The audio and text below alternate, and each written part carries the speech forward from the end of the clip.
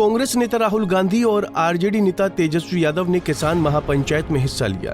कैमूर जिले के दुर्गावती स्थित धनेचा स्कूल में इस किसान महापंचायत का आयोजन किया गया।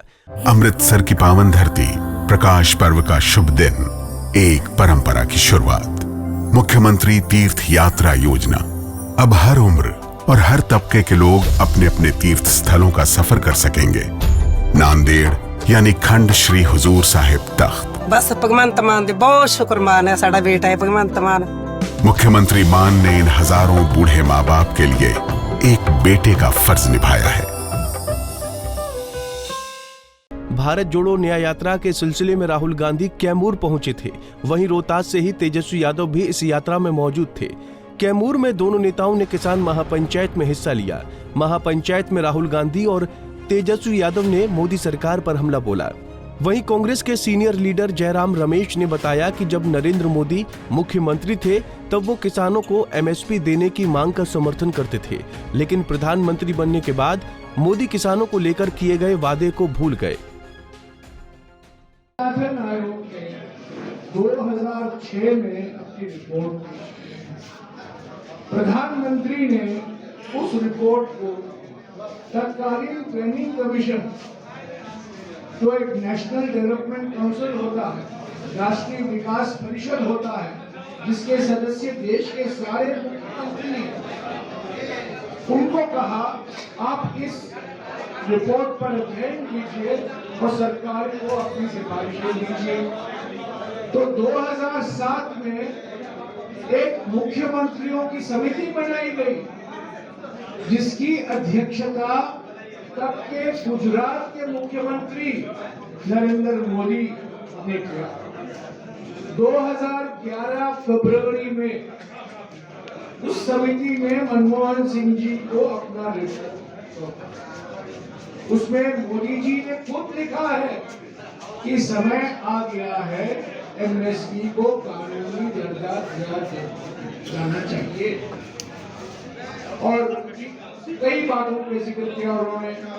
एमएसपी किस आधार पर तय करना चाहिए। स्वामीनाथन जी का फॉर्मूला था कि जो खेती की लागत है, विस्तृत रूप से खेती को लागत को ध्यान में रखते हुए उसको 1.5 गुना एमएसपी देना जरूरी है।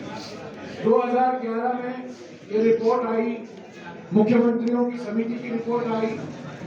2012 और 2013 क्योंकि ये बड़े महत्वपूर्ण कदम है, तो हमने फिर से राज्यों के साथ बात की, सभी राज्यों से हमने बात की पार्लियामेंट में।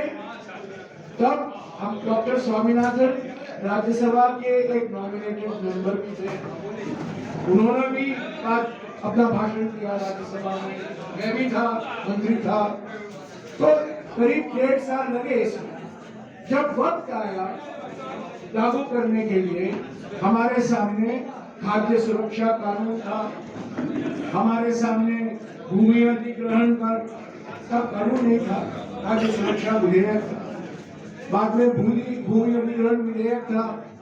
2013 में ये सब पारित हो गए और तब चुनाव की घोषणा हुई।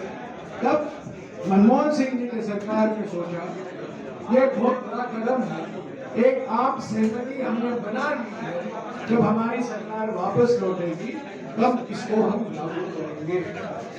ये सितंबर 2013 में ये निर्णय लिया, हमारी सरकार वापस गई, मोदी जी की सरकार बनी।